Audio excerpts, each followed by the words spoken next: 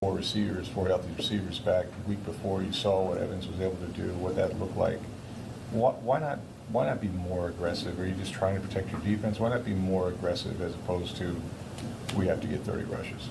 We didn't have to get it. We wanted to. It was a formula for us that worked last year. Last year we had 41 and 38 rushes against them. But when you win the game, it's different.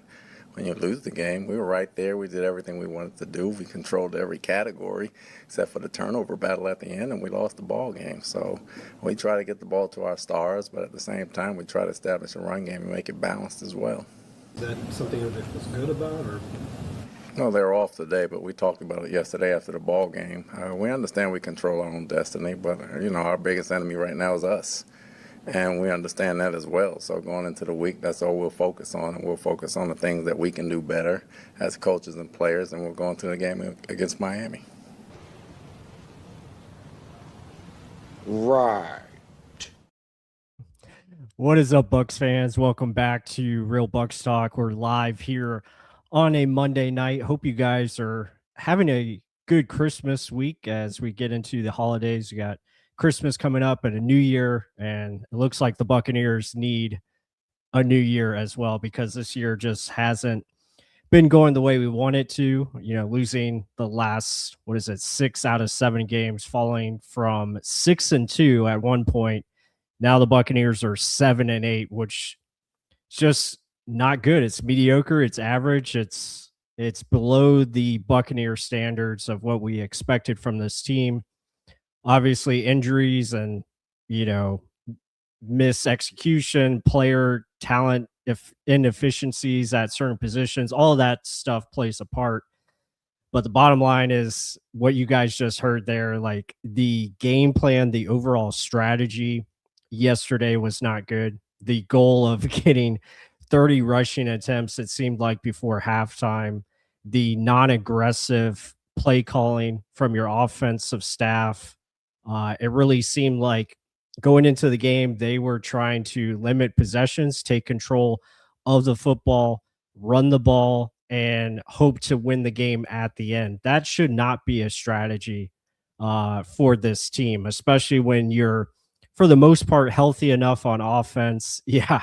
Does he think it's 1990? I agree. I mean, you have all your receivers back. You got to have some faith in Baker Mayfield. I know Baker hasn't been playing well recently, but you got to do something different. You got to do some play action. You got to mix up things and attack downfield, especially against the Carolina team that is, A, not good at rushing the passer, B, struggles in coverage as well. And there was opportunities to be had. And him talking about last year, this is not the same team from last year, either on the Panthers or the Buccaneers side. You don't have the same offensive line that you had last year. You're not getting explosive run plays. Bucky Irving is really not seeing the field as well as he has in the past. Rashad White is running the ball well, but we don't give him the football enough. There's just a lot of things that are off, and that just shows to me that you don't understand your personnel. You don't have awareness of your team, and you're not putting your team in the best position to win offensively or defensively.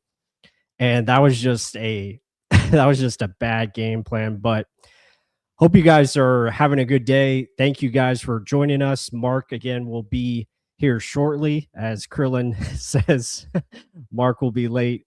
Appreciate all the comments in here. Buccaneer Bruce, good to see you. Wore my Mitchell and Ness Charlie Joyner Chargers jersey today, out and about here in Kansas City. This is what Baker and the boys have done to me. Yeah, they ran the ball, but it wasn't paired with the passing game whatsoever. And that's definitely, it's just, you're playing not to lose. And we've seen that too many times this season. Like, you're playing scared on offense, you're playing scared on defense. Yeah. Time of possession banner. Yeah, absolutely. I mean, and what's crazy, he said we did everything we wanted to do in that game. And it's just, not good enough. Not good enough. Steven, the referees are pretty bad. They missed the running into the punter or roughing the punter. I agree the Buccaneers need probably an offensive head coach. I think that's something we're going to talk about, especially as we move forward throughout this season, because the frank of the matter is, I think with this Buccaneers team, we could blame it. Last week we were talking about how there's insufficient talent at certain spots, especially edge rusher and linebacker. That is two weaknesses that we talked about last week, guys. If you joined the show, we talked about how, Jason Light has had his struggles. There has been some things that he has struggled to acquire to help out the defense. But at the same time, when I look at this team, I see a team that lacks confidence and belief in what the coaches are presenting schematically, plus on both sides of the ball. Offensively, I don't think the guys are fully bought into what the game plan is. And then on defensive side, I don't think they're buying or listening. I think they've kind of tuned out what the defensive coaches are trying to sell, because it just seems like no one's really bought in fully or committed to what they're asking these guys to do. And then at the same time, you're getting inconsistent usage out of certain personnel that could help you win games, and it's just not happening. But yeah, lot to discuss. TB should just retire. Yeah, I mean, schemes, and it's definitely archaic, man. It's archaic. You just can't approach the game like they did yesterday, especially basing it on what you did well last year, when you had a completely different offense last year, offensive line way better. You passed to run the football last year against Carolina. You started the game out by throwing the football to set up your running game later on in the game. That was the difference. Like, that's what makes a good offensive game plan. Frukwab, great point here. Even if we do win the division, I seen what happened to JMU and Tulane. Yeah, we don't need that. We don't need it for sure. John V, yeah, Todd has lost his marbles. An NFL head coach in year 2025 saying and doing the things he has is inexcusable. Yeah, I mean, it's pretty bad. Shieldhouse, baby. Yeah, there you go, Chef. Yeah, Shieldhouse is definitely one of my, or I guess one of ours, I should say, Aaron, top choices for head coach. I think he would be definitely intriguing. I think Grant Udinski from Jacksonville is definitely one that Mark is going to talk about. I think both of those guys, it might be a year early on them for both, but I think they're worth the risk and worth the jump there. But we'll definitely talk about that more and get into a deep dive. We have to see, like, if Todd Bowles is even going to be fired. Again, they still have a chance to make the playoffs, but just the way this team has tailspin and the way they're kind of going backwards. And I think with Todd, especially with the last couple of press conferences and how he's kind of thrown players under the bus too. I don't know. It kind of seems like it's a lost cause at this point, but we'll see what happens. Yeah. Yeah, exactly. Yeah, I mean, 2020 squad's a whole different team. Again, you were way more talented up front. I mean, obviously that makes a difference, but at the same time, I don't think this team lacks talent, or at least has enough talent to win more games than it has. And I think what has backfired is the new offensive coordinator, Josh Grizzard, and their plan, I don't think has worked out as well as they hoped. It's hard going 3 for 3 on offensive coordinator hires, and I think you've taken some step backs. Plus, the injuries on the offensive line has been a major issue. John Harbaugh pulled a Todd Bowles yesterday by leaving Derrick Henry on the sideline. Yeah, maybe. I mean, I kind of understand why they take Derrick Henry out of the game, just because they're trying to do 2-minute offense. But yeah, you would like to see him in there, especially as he's one of your key players for sure.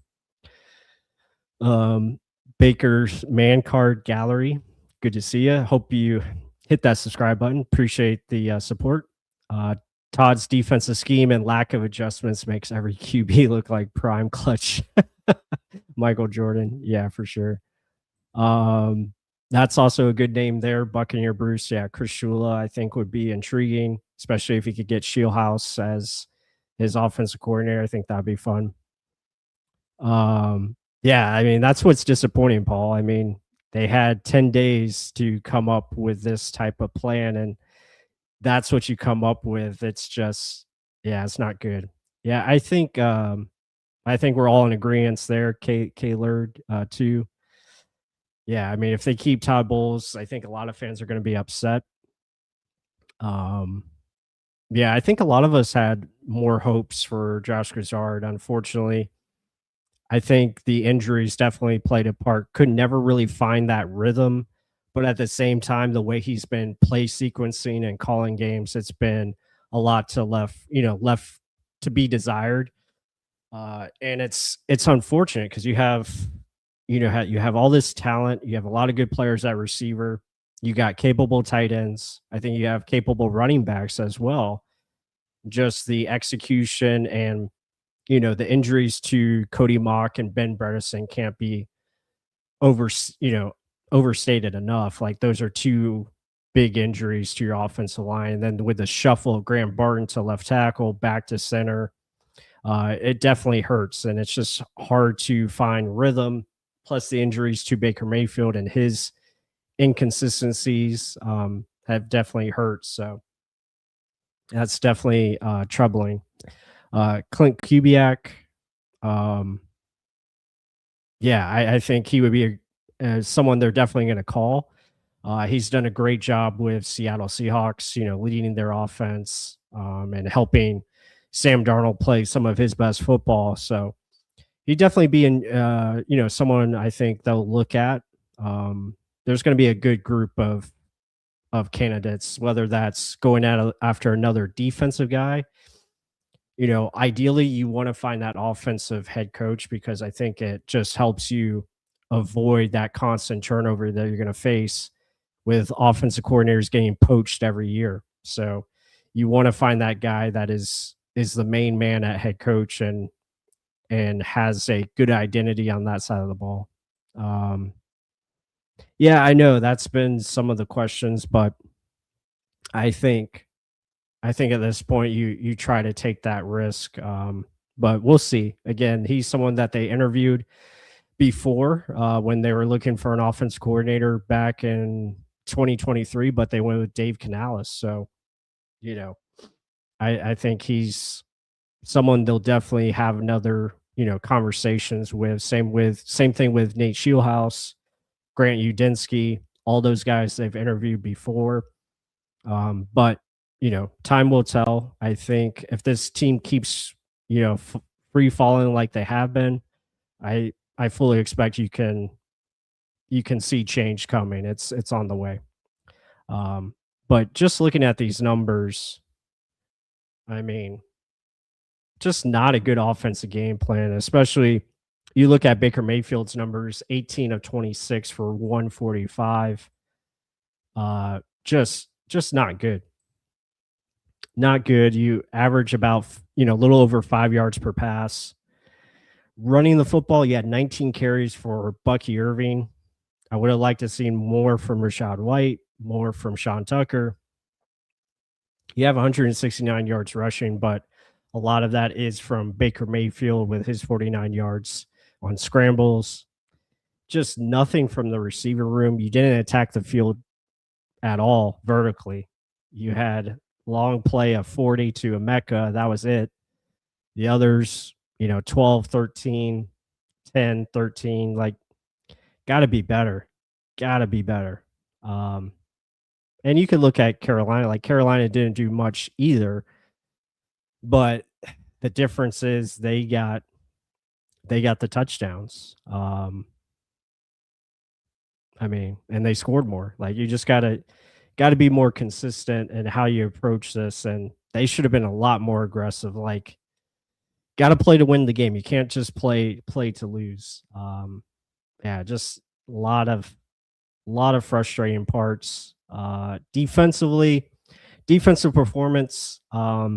Linebacker play, again, was kind of the same up and down, even though Levante had 10 tackles. Servassier did okay. Benjamin Morrison, again, rough against the running game, kind of got out physicaled on a lot of plays. Pass defense was kind of hit or miss, made some plays there, looked, comfortable for the most part. I thought Jacob Parrish had his best performance recently. I thought he played pretty well. And then Jamel Dean on the touchdown before half, like, you got to play that better. You have to understand that you have to be on top of Tedero McMillan. You can't let him get behind you.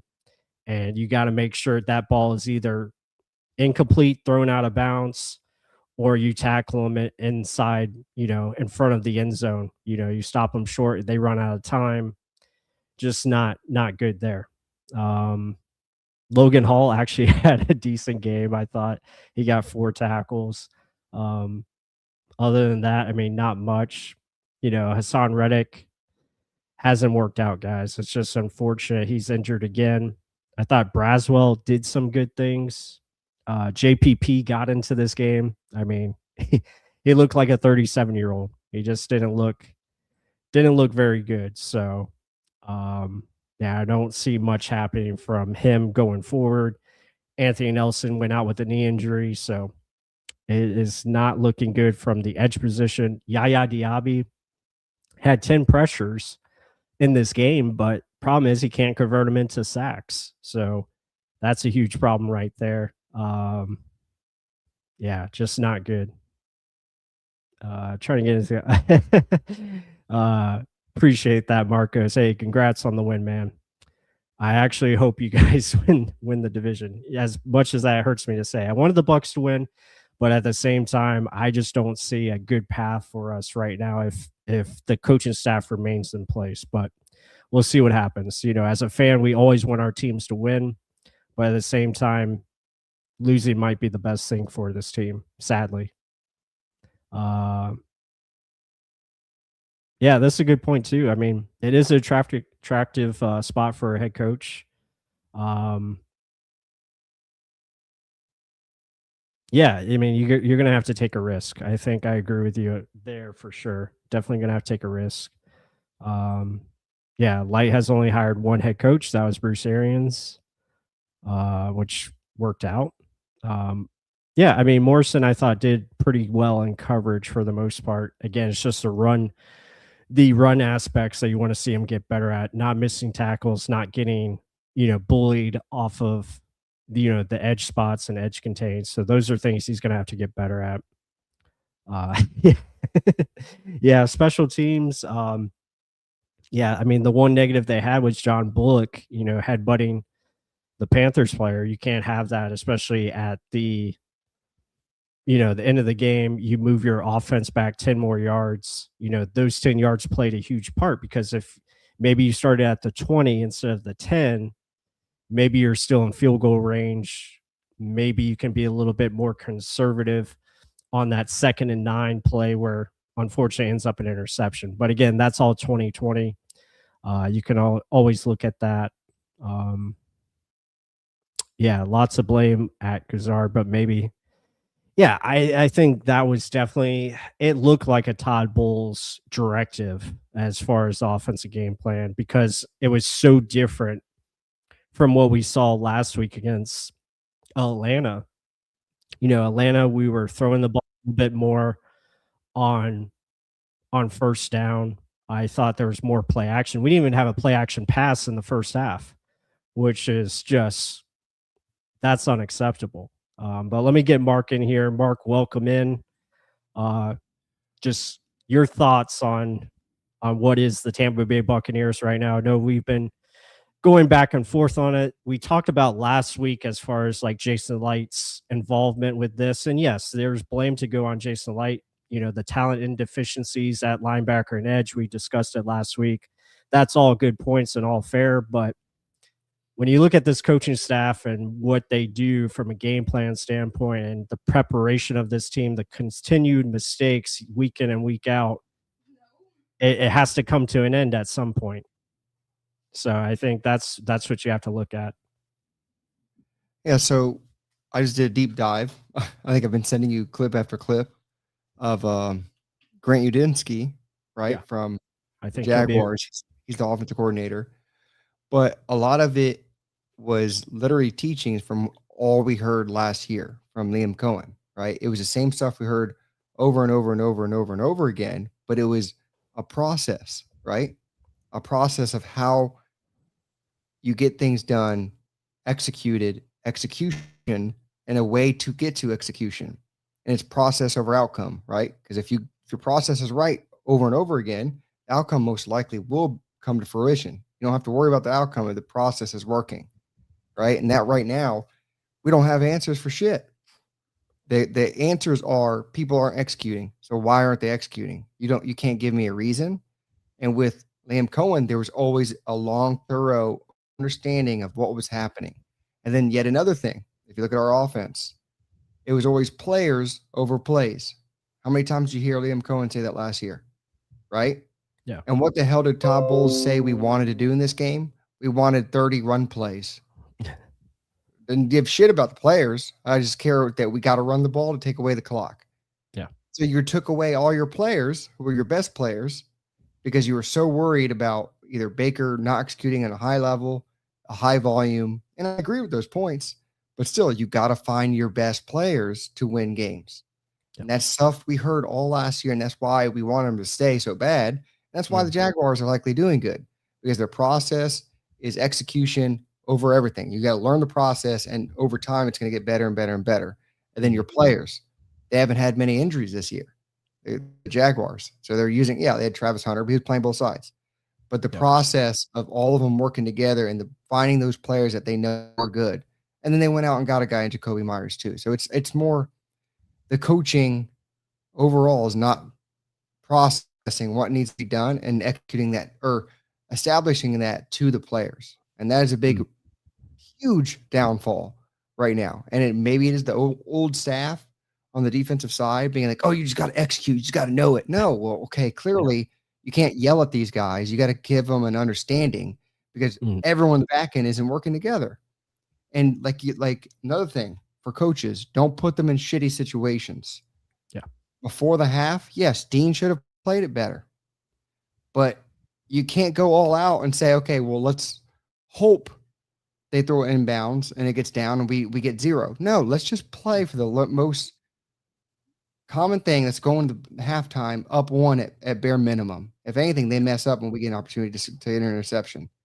Right. You can't force these guys to do something that is out of the realm, right? Let's get the most minimal ways and put them in the best position to be successful. And that's coaching. And a lot of this isn't really working. And it's a writing on the wall. I kind of said it at the end of the game. It's angry, but there also is blame to go on Bowles. On Bowles, on Jason Light and team management because of the for sure. For sure. There on defense. But yeah, no, I agree. I think you're going my long spiel. Yeah, no, you're going. There it is. You're back. Yeah, I don't know what's going on. I guess we're going in and out. Let me see. No, you're back now. You're back now. Okay. All right. Well, what you were saying is like, yeah, I agree with the, overall, there's talent and deficiencies, there's talent deficiencies that we talked about, linebacker and edge. It's been an issue. And unfortunately, it hasn't been addressed or it hasn't been working out as far as who they brought in. And it's unfortunate. But at the same time, when I look at it and you see the coaching, you see the coaches talk about what they were discussing yesterday, Todd Bowles specifically, or Todd Bowles today, like we accomplished everything we wanted to do. Well, what was that? What was your goal? Were you trying to just lose the game? Like you got to play to win. You got to score points. Guess what? If you get the lead, your defense plays better, or at least that's what you said in the past. Offense, I want to score as much points as I can so that way my defense can generate pressure. That is a Todd Bowles quote. He has said that in the past before. It's about scoring more points so we have the lead, so that way I can play what kind of defense I want to in order to create turnovers and chaos. Had that last week against the Falcons. You had a 2-touchdown lead. What happened there? You played scared. You played scared. Yeah, you played scared and you lost. And you coach scared. So if you coach scared, you're going to lose. And that's something that has been an issue, I think, schematically from a player standpoint, building the scheme, building the confidence of players in the scheme, and giving them an idea of what they have to do on both sides of the ball. I think it's lacking. I think it's lacking big time. And you just don't see it in the players when they're trying to go out there and do something consistently. It's not happening because they don't believe in it.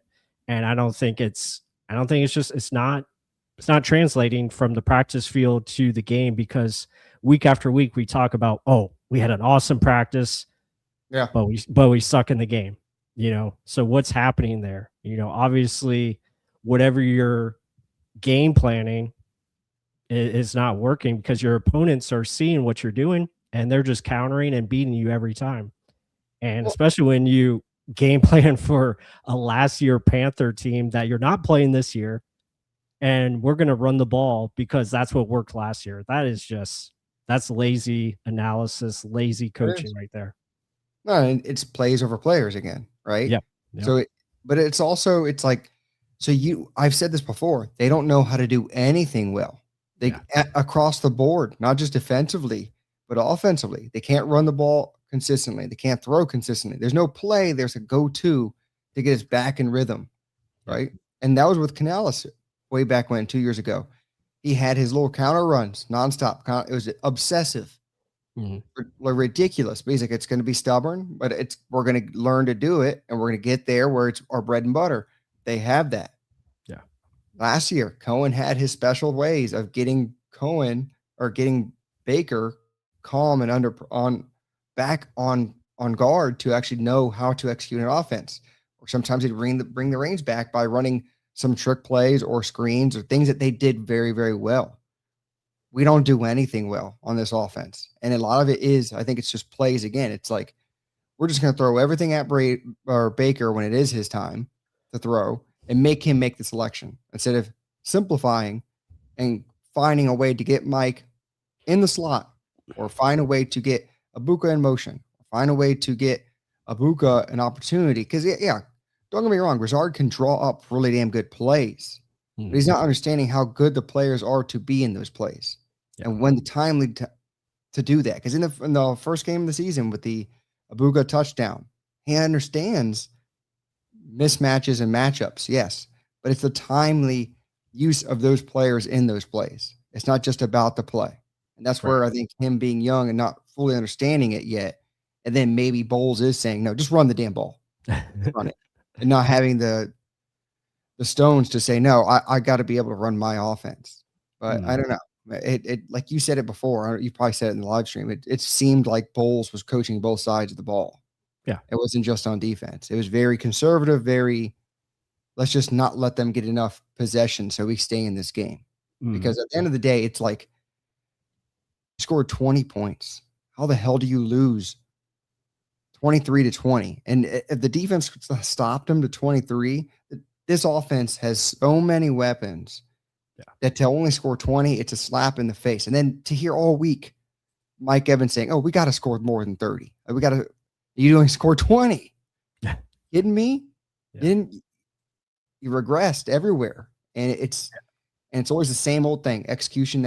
We got to execute. Well, the process isn't working to get you to execute because there's no bread and butter plays. There's no go-to plays. And you're going to keep lack of execution because the coaching isn't getting you there. You're going to wish on one hand, shit in the other, and the shit's going to fill up because they don't know how to get that process to work. Yeah. And I think, the best way to put it the best way I can put it is coaching on both sides are lacking player awareness, player understanding, and how to use their players the best. I just don't see it on either side of the football. Like you're not putting guys in the right position like you talked about. And it's just not only player awareness they're lacking, but situational awareness overall is lacking, in my opinion. But I mean, when Rick Stroud talks about it here, the Bucs try. Oh, I'm sorry. Did I go out again? Yeah, you're good. But I mean, even Rick Stroud is calling out Todd Bowles, and it's not good when the local media is starting to call you out, because he says it right here. The Bucs strategy of saying all week they needed 30 rushing plays while freezing out 4 receivers. You waited all season to attack with is highly questionable. Trying to protect a bad defense is one thing. Limiting your own number of possessions and not throwing on first down is keeping the other team around. And that's what they did. They kept it close when they didn't need to. Like, you had opportunities to extend that lead and get more, but you just didn't. Plus, is that you reposting that at 3:42 a.m.? Or did Probably. he write that at 3:42 a.m.? I think he wrote that at 3:42, but I reposted it later. I wasn't up that late, but Jeez, that is yeah. Rick Stroud's early. But I mean, and then, John Ledyard says it best too. Like, I retweeted a bunch of his stuff. Yeah, and he's right. It's hard to analyze because it's not just Todd Bowles, it's other things too. It's injuries, it's Baker, game planning, which was yesterday and throughout the season, penalties, drops, players doing just dumb shit for no reason. Vildor, Yep. Dean this week, Gedeke. Yeah. And then again, it would be lazy to just say one person or one thing is to blame. Jason Light didn't do enough at linebacker. We've talked about that. Or Edge. That's been in for years now. Remember? Yeah. That's what I say, got point finger at a lot of people, not just one. Yep. Like but popped up. But also way too much talent to be in this kind of rut. And I agree fully. Bulls is going to bear the brunt of it. And coward approach, which was true yesterday, and it's probably deserved. Like, that's all well said. That's all well said. Yeah. And that is it, though. Like, Bowles is going to fall on the sword because it is his team. He's the head coach. He's got to be able to execute on a high level and produce as much as you can with the talent you have on your team. And if you know your talents on offense, you can't handcuff them. Yeah. Just because you think your defense can't stop them. And yes, it is frustrating. You don't have enough talent on your defense. Don't tell me there is talent on this defense, because right now there isn't. Yeah, he's not an edge rusher. We don't have Hassan is an okay edge rusher, but he's not the guy he used to be. You can't. There's no one to generate pressure. You have an old man at linebacker. There's talent lacking at the key positions, which is the linebacker and edge position. There's no doubt about it. But like everything John Ledyard said is all true. Yeah. It's you can't point at one finger. You can point the finger at everyone. And at that point, it's like, clearly the coaching process isn't working on both sides of the ball. So you got to clean house of that. Yeah. Is Jason Light done enough to get enough talent in here on offense? Hands down. But has he had enough resources on defense? Clearly not. But can you say he's done enough good on the contractual stuff of it, money management, and building a formidable offense that ended up getting Brady to come over here and choose you and get Baker to choose you because the offense is good enough. You only got to fix one side. Okay. Understandable. Yeah. But really, coaching wise, you can't hang your hat on anything. And that's the biggest thing I've been saying since like the Lions game. It's like, what are we doing well anywhere? Yeah. And it's nothing. Yeah. And I would also point that, he's expecting Todd Bowles, since he is a defensive guy, he's expecting Todd Bowles to elevate that talent or said players that he's brought in. And I will say he's brought in starters. The issue is we've been unfortunate not to get enough star talent. Yeah. And that's, that's hard to do only in the draft. And that's something that people have mentioned here in the chat.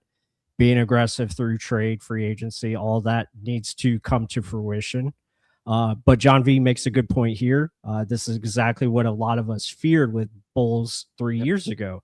He just hired some good OCs that made him look better. True. The minute he got a dud again, the bottom fell out.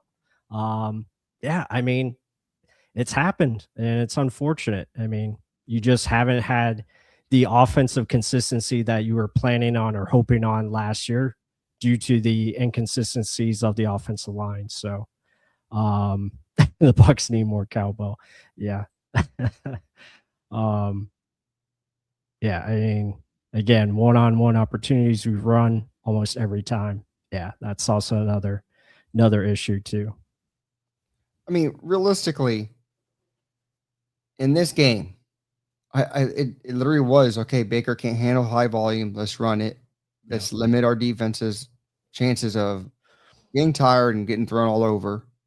Because they only gave up 23, and they did a good job. They just didn't finish on their sacks. Like if you finish a sack, We go through the possessions. I mean, this is what you can't have. Again, you have that's the worst one of it all. You have a 7-minute drive, 14 plays, 85 yards. And look at the play sequence. Run, run, run. First down. Okay, that's great. Run, first down. And then you back it up with another run for 0 yards. It's stupid. 2nd and 10, 6-yard pass. Okay, let's set up 3rd and manageable because that's what we do. You get an incompletion here. You had to kick the field goal at this point. You got lucky. They got a flag that wasn't even a flag. It was a bad call by the refs. We got a first down. Then let's run it again. 3rd and short. You go to Godwin. 3rd and Godwin. He makes the conversion. First down. What do you do? And then you have the 1st and goal at the 4-yard line. Mm-hmm. Guess what? Perfect opportunity for your first play action pass. No. And guess what? We do run, and field goal. Probably should have went for it at the 5-yard line. Like there's no reason to kick the field goal there. Like no. just pretty much bitch ball. Bitch. Yeah. You're a bitch. That's what it was. I mean, to be honest, that was pretty much your game early on right there. Yeah. Like you had it right there. You could have been 14-3. Really shut them up at home, and you get stopped. I mean, they did it against the Saints, but why are you doing that? No one knows why. And then that was the worst part. But like you said, you get a stop. Great. Yeah, you get a stop on a 3rd and 2 for all's sake. You get a stop. They pass the ball on 2nd and 2 and 3rd and 2. Something you should do, like analytics says to do this, and you should get a completion. I think Leggett dropped that football. Yeah, that would have been a big play. So they gave you a break. Yeah. And then you back it up with this awful shit right here. Okay, first down run again. 2nd and 9. Penalty. Then we have a penalty. Only 5-yard play though. 6 yard enough to knock us out of any drive. Yeah. At this point. So it would be 3rd down and 4. Instead, it's 2nd and 19. Okay, 6-yard pass, and then we get sacked. So punt. We hold them to a field goal on the next drive, and then this. Just another bitch ball situation. You have the ball with 2 minutes left. You run it on 1st and 10. 2nd and 7. You waste 40 seconds off the clock. And then incomplete pass because the snap was not timed well. It was snapped early. Baker wasn't ready, so he misfired. And then 5-yard penalty because Luke Gedeke can't stay on sides. And then it's punt. Like, that's just awful. And then this. Yeah, and then this. Yep. That was awful, abysmal. You have 2nd and 2 at the 22. You've been playing zone. They're out of timeouts. It's 12 seconds. All you have to do is just keep them in bounds or not let them beat you deep. And guess what? We get beat deep because, and then Todd Bowles talking about, oh, well, the guy blitzed on the wrong gap. Whatever, man. Whatever. Like, just silly stuff. Silly stuff. I can vaguely understand it because, like, if you get the sack, okay, it's over and it's 10-3. I mean, even if you tackle them in bounds, it's over. Like, all you have to do is tackle them. They're not going to get the field goal team on. Yeah. I mean, don't get me wrong, though. Dean did incorrectly, but he shouldn't have been put in that position. There's the whole thing. A better coach would have done that. Like, you don't just go all fire blitz when on the last play where they're trying to take a shot. They're thinking shot or nothing, and let's get the field goal unit on. Yeah. You don't give them a better opportunity to do that. And it's just frustrating. And then you go into the halftime down and you do your same shit again. You start. Yeah. They actually scored on their opening drive. They took 8 minutes off the clock. 8 minutes. 14 plays, 66 yards. They actually did a pass on first down, but they did a man beater play into a zone defense. Did not work. -1. And He ran the, that's the frustrating part with Baker, though. He'll throw it regardless. yeah. Even though it's there, it's not there. He'll throw it. And I was like, they're Yeah. doing that. They're right there. Yeah. And so you do a 4-yard run on 2nd and 11. Then you get a 23-yard run scramble by Baker Mayfield on 3rd and 7. So you convert third down yet again. Back-to-back runs, triple runs, 3rd and 1. Then you do a pass on 1st and 10. You get 2 yards out of it. Don't take shots down the field. No play action pass. 4-yard run. Okay, another 3rd down conversion. Only 5 yards. Let's not throw the ball downfield. No. Another 1st down run on just like, and you do a reverse to be creative. And it's the slowest reverse ever to Jalen McMillan that goes nowhere. Could have done a play action fake. Could have done a play fake to the reverse, throw it backside to somebody. But no, we're not going to do that. 3-yard run. You get another 3rd down conversion. 1st and goal at the 1. And of course, you get a touchdown run by Sean Tucker by running it to the outside. They tried the fade to Mike Evans. Didn't work. It was in the sun, yeah. Yeah. So you get the lead, but guess what? Your defense your defense goes out and gives it right back up. So you're down now 20-17. Did we get any 3rd down opportunities in here? Let's see.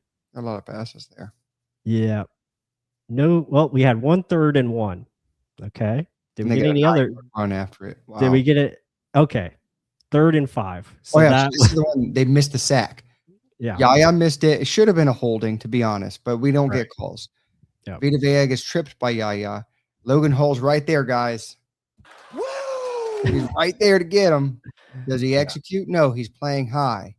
Just runs right out of his ass out of the play. And everyone in the back end's like, oh, wait, we got a snack. No, we don't got a sack. And it's a touchdown. Yep. Could have been a field goal, but no, it was a touchdown. Let's look at this drive. Let's see.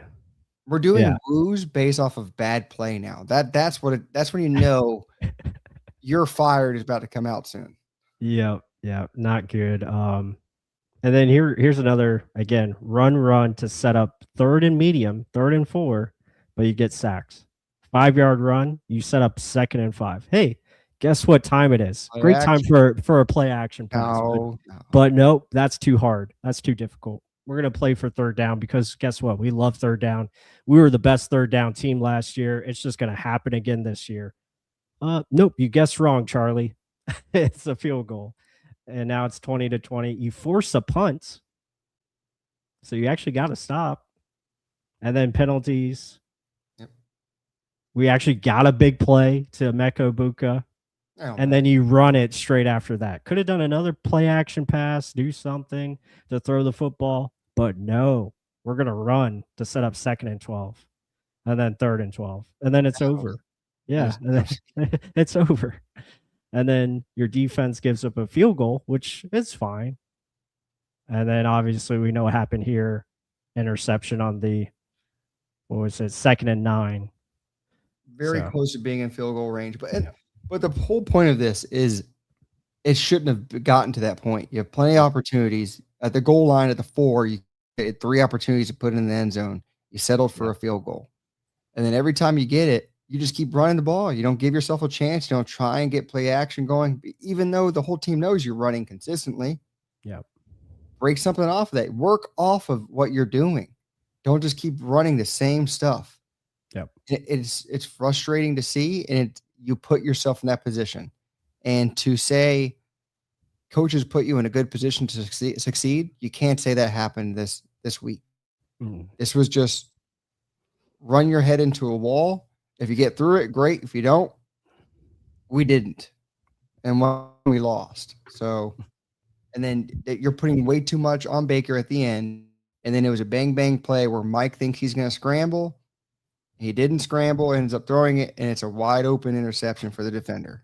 And that's what happens because you put too much value on that one last play. And Baker cannot play high volume pass. He can't, but you got to work things off of it. like a play action fake, but we didn't do many of those. So I don't know why the Yeah, hell that was. I think I mean, and that's why, coaching is so important. You had a guy in, Liam Cohen last year who knew how to maximize Baker Mayfield. Baker had his best season last year. He understood how to get him on rhythm. He understood how to get him out of slumps, how to get him out of funks. And just the overall game plan, the execution, the details were all there. We're just not necessarily seeing that from Josh Grizzard and the offensive staff this season. The player utilization, the involvement of tight ends in the passing game, the involvement of the running backs in the passing game, all those different things, manufactured with the run game and using your passing game based off what you're running. Just haven't seen that mixture this year. It's been inconsistent. I think Baker can be a good quarterback. I think he can be a guy that can handle high passing volume. Ideally you want to keep him under 40 passes, but you got to find ways to mix that in and get him in a way where you attack and not just settle for relying on third down magic. You just can't do that. You can't rely on third down. Baker Mayfield's going to make something happen. And that's what we saw earlier in the season. We saw that so much because it was working. Yeah, it was working. Yeah, he got hurt, but he was making so many plays on third down. Like, gotta have it plays. He would find a way to make the play happen, and it led to wins. Now in the second half, it just hasn't been happening because teams are figuring out what you're trying to accomplish, and they're playing you better, and you're not finding those adjustments. Yeah, like I said, that there's no bread and butter play. There's no go-to guy. And then when that starts happening, players start pressing more and they start dropping balls or running incorrect routes or putting too much on O-line. You got to block, even though your two interior guards are awful. They're borderline unplayable, but you're forcing them to do certain things. Like they are not the best at run blocking, but you force fed them to run block consistently. No, that's tough. I mean, yes, you're asking a lot and you're saying just execute, but it's not just about execution. What's the process to get us to execute? And when you start doing that, you're losing faith of everyone around you. And to say that, the leaders in this team will get them accountable. Everyone needs to know in the same thing. It shouldn't just be the leaders yelling at people or coaches demanding excellence or execution. Like, how do we get there? And that's what it is. And Bowles says, coaches got to coach better. Okay. That should have been in the off season. And this should be like growing momentum of good things happening. We shouldn't have to rely on late heroics every year. Yeah. And it's because that was the cool thing with Cohen. Even though we got weapons injured all over the field, you saw Kate Otten turn into a damn all-star, like a Pro Bowler, because it was, this is what we got. We don't got much else. How are we going to use this one player to get him open? You don't see that happening anywhere. Or it's just force fed with a certain play, like what they would do with Ibuka. What game was that? Where he targeted him like 9 times in the first half. And I think he caught like 2 of them. But it was just force feed. I think that was Detroit, either Detroit or was the Cardinals game? Was the Cardinals game?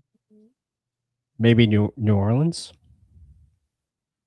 Yeah, I mean, he had a big game, but I was like, we have other guys. Like, at that point, you still have other players. You can't just keep doing the one guy, and it's the same shit, it's the same play, and then he's dropping some plays.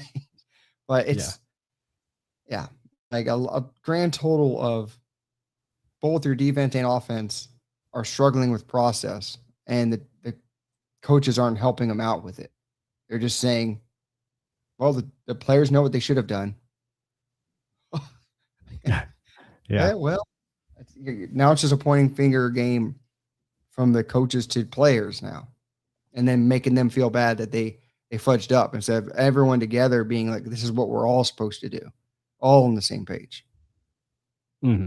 Yeah, I know. I'm right there with you. I mean, just looking at I have it up there. Looking at the schedule as I bring it back up. So you have Miami and Carolina, left. And, I don't have any confidence that we're going to beat Miami. I mean, I think right now you have a team that's just in a complete free fall. Especially when you look at all those losses right there. Yeah. I mean, that's another thing. It is emotion. It's a guarantee run. Yeah. Yeah. Yeah. Pretty much. And then they give the excuse of, because our injuries on the offensive line. Yeah. Well, then use that as a decoy. Yeah. Play action. Yeah. But and like you said, this whole 6 of 7, your second middle of the season crash happens again. Now in the late season carryover, this is from a coach that says you can't turn one loss into two. Yeah. His whole Buck career has been multiple seasons of losing in the middle of the season, and now it's carrying over to the end. So does this turn into a full-on bloodbath where you have to fire him, or does he win the last 2 and get you in the playoffs and still you want to fire him because you probably aren't going to win these games convincingly if you do win them? And I have no confidence that you can win them because you're just going to hear the same shit. We just need to execute better. Yeah. You've heard it since, and the worst part, after the bye week on, you've been lacking execution. Yeah. Yeah, it's been very poor. And this isn't the first time this has happened under Todd Bowles. He had a 1-6 stretch in 2023. So second time this has happened for him as Buccaneers head coach. Not good at all. And you're facing a Miami team that has been playing better. They've won games. They have a rookie quarterback in there and Quinn Ewers. I mean, we'll see if that helps Todd Bowles at all. But Burrows torched him yesterday. But Burrows is a hell of a damn good quarterback. His head isn't right now either, though. So. Right. But I mean, again, he's a guy that knows how to get the ball to Jamar Chase and company. And Miami, they're going to want to run the football. They're going to, utilize A-Chain and get those guys involved. Jalen Waddle, I'm sure will be utilized. Quinn Manning. Yeah, it probably will be Quinn Manning. Montana. Yeah, I wouldn't be surprised. I wouldn't be surprised at all. And I think he has some mobility to his game. I mean, I'm not sure. He might be a little bit more of a statue, but that'll be interesting. I know he's got a good arm from his days at Texas. So we'll see. But that Carolina game, I expect us to lose, especially if somehow that game gets flexed to a primetime game. Yeah. Oh yeah. And it likely will because. Well, you got 2 matchups that week that are going to be pretty important, especially it'll be 2 really good teams, but also this game against Carolina is going to decide the division. It's going to come down to the division. Even if the Bucs lose against Miami, I don't think Carolina will beat Seattle because Seattle wants to win. So Rams coming up their ass there. Yeah, and Carolina and the Bucs will be playing for the division in that last game. So just like last year, it's going to come same thing. We had to win the division last year on the last game. Same thing happening this year, but I don't know if we're going to get it done because I think the team is just kind of imploding. I think it's imploding on itself. Yeah, it's frustrating. Like you're seeing yourself handcuff yourself. You're seeing regressions, not just in execution, but you're like so scared to play your normal game that you're pigeonholing yourself. And then trying to say that that's what you were going to, that's your game plan. That's what you said you won with. Yeah. No, you did that in games where like you barely won against the Panthers. You had to wait for late heroics from Anthony Nelson. Yeah, but it's a lot of finger pointing going around. And that's usually a cause of a bad team. Bad team. And that's what we are right now. I mean, we're just not a very good football team, unfortunately. And Chris Cole brings up a good point. I mean, we can kind of end it on this, and then I'm sure we'll get into it more once the season is over. But there's two worlds I see. There's a world where, Todd Bowles does come back as coach just because of all the reasons we already talked about last week, the lack of talent on defensively, the injuries. Let's say they do somehow win the division. They do get into the playoffs. Maybe that's enough. I don't think personally it's enough. I don't think it is. I don't think it's enough for them not to make a change. And the only way he stays, I mean, he's going to have to make changes. I think he'll make major changes to his defensive staff. You got to get some new blood in there for sure. But I don't know. I don't think he comes back from this. I think he's going to most likely be let go. And we're looking at new guys like we talked about earlier, Nate Shieldhouse, Grant Udinski. I think those are guys that you look at. I'm with you there. I mean, it's stuff that you heard all from last year that's not carrying over. And then it is frustrating. You knew what your weakness was last year on defense, and you try and cover it up by looking at the back end. It's like putting a Band-Aid over like a shark bite. Like, come on, like, what are we doing? You know how to accelerate the of the offense is by getting pass rush. You're not doing much by getting back end help. Even though those rookies are showing up pretty good right now. Yeah. It's all up front, and his hit rate hasn't been good at all from the defensive lineman position. So give it what you may that Elijah Gansey's been hurt for almost his whole entire NFL career. When he's on, he looks pretty good, but it's just, you got to get to stay on the field, best ability, availability. And some of the coaching points you heard from Liam Cohen from last year haven't really been carrying over. We were talking about taking it to the next level, right? Maybe that level was pretty good, and we just need to stay consistent with the process and just have everyone being on the same page instead of adding more wrinkles. Yeah, that was the biggest thing. Like, we're hoping the offense would carry this defense regardless, and it did, and it hasn't. It still hasn't. Yeah, we've gotten 2 games over 30, I think, for the season. We won both of them, but we can't get. We got to get to that 30 mark because this defense isn't talented enough to stop the other team. And then if the other team only scores 23, your offense should have scored more. I'm sorry. Yeah, I agree with that. In this league, you got to score more. Yeah, I agree with that. And I think that's how, they have built this team. You expect the offense to produce. You're expecting your offense to put up points. And, you talk about, getting Emeka Egbuka, you're adding more talent to the room. And I understand the process of Egbuka because, again, Godwin, not a guarantee, going to be healthy. He wasn't healthy at the beginning of the season. We definitely needed Emeka Egbuka, especially to start the season. And it's just unfortunate. We just haven't found any way to be consistent. But I think the sign is on the wall that Todd Bowles is going to be moved on from. It's time to make a change. I think at some point the message just gets stale. And unfortunately, that's what we're seeing with this team. The message is just not getting through. Guys are not responding.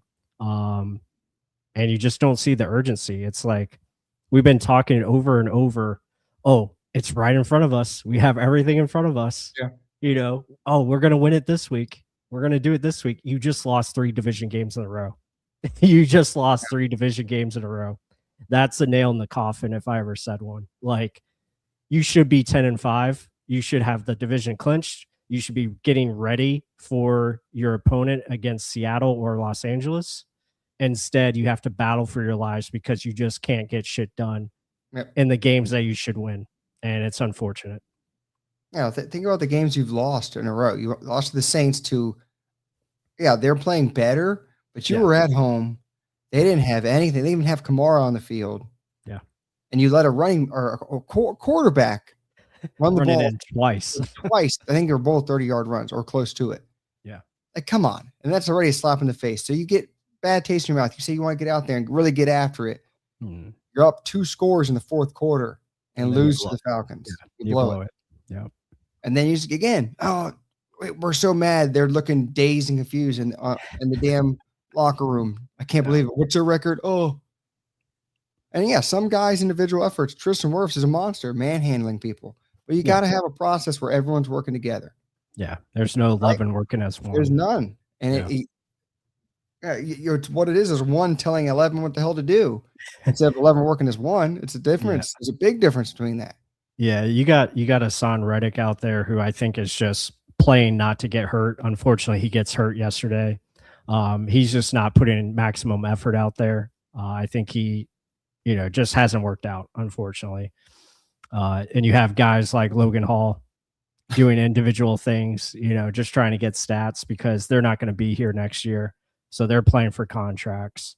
You just don't see anything from an effort, a team standpoint. There's just no unity on either side of the ball, unfortunately. I just don't see a good process. And that's what you talked about with Grant Udinsky. Like, all they talk about is process. Mm-hmm. And they explain the why of everything. We don't get the why from Todd Bowles. It's just we didn't execute. That's it. And you know who said that a lot in his press conferences? Cutter. Yeah, Dirk Cutter. Tony Dungy was another one. He talked about we just didn't execute. And I mean, we already know the results of that. Dirk Cutter was the coach in 2018.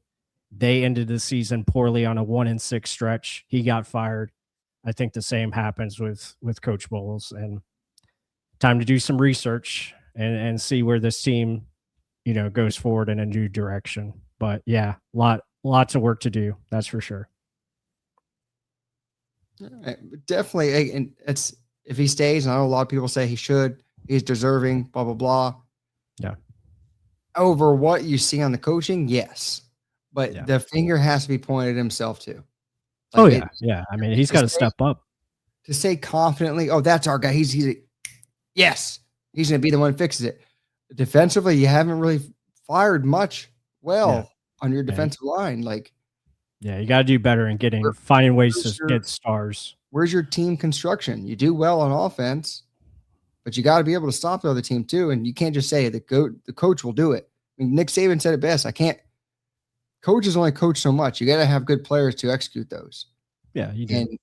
And it's, I mean, you got to have talent. And if you're not bringing it in on one side of the field, but you're expecting the other side to dominate for you and it doesn't, you're going to usually lose. And it's got to be a balance. Everyone working together. And every team that's won the Super Bowl either had a star, like a Chris Jones on their defensive line, George Karlaftis on the outside, gives them a lot of pressure. And then they had Tyrann Mathieu and just a madhouse of guys working together in Kansas City. And then look at the Eagles. They're just dominant front seven. Dominant. And then that made everything easy in the back end. We're over here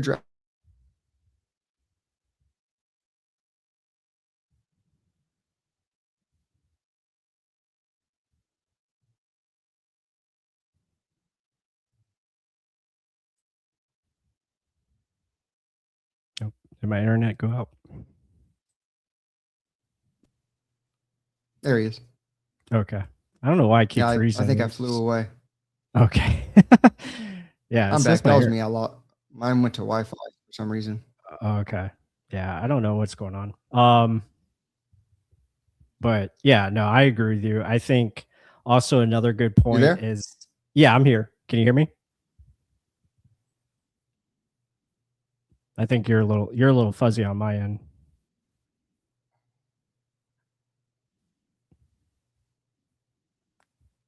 But anyway, I was talking about like how I think when you look at it from a coaching standpoint, like Jaguars are a good perspective. Like, who do they have that's a star on defense? Like, I know you have Josh Hines Allen, who's doing well as far as the pass rusher goes, but they don't have many stars. They don't have guys that are like household names. What they do have is they have a coach that gives them a scheme that they all believe in, and all the guys understand what their jobs are.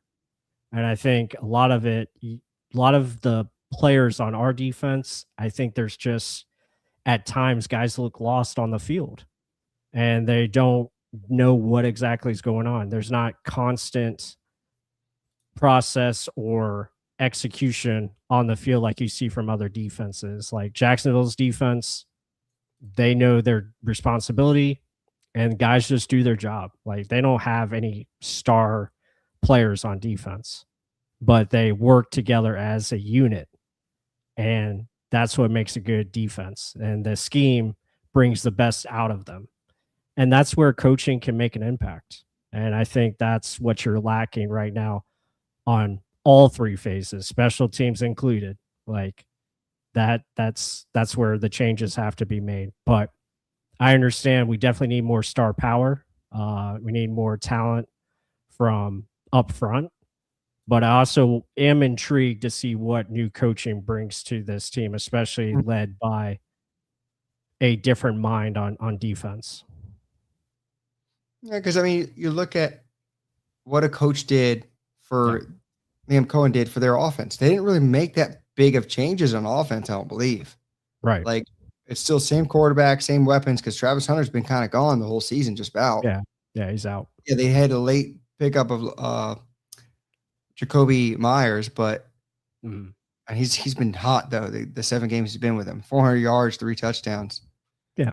But I mean, it's just you got a player, you use him. Ryan Thomas Jr., they had him. Parker Washington, like it's guys they had. They were just like, let's use them as we have them. Let's use them what they do best. Yeah. And yeah, I think it's truly a time to see what a new direction looks like, because it's you the only consistent thing you're getting is every year you're losing and then you're fighting and scratching and clawing, hoping your talent wins in the end. Yep. Talent can only get you so far. Yep, exactly. And we'll see what happens. But guys, we appreciate you all so much. Everyone that joined the chat, even Panthers fans, we appreciate you all.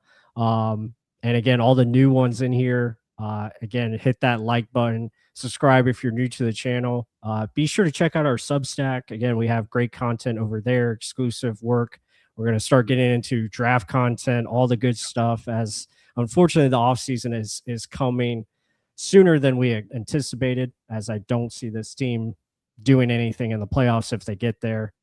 So it's going to be a fun offseason, as it always is. But be sure to check out our Substack, check out our YouTube channel. Be sure to join our YouTube channel for more exclusive content as well.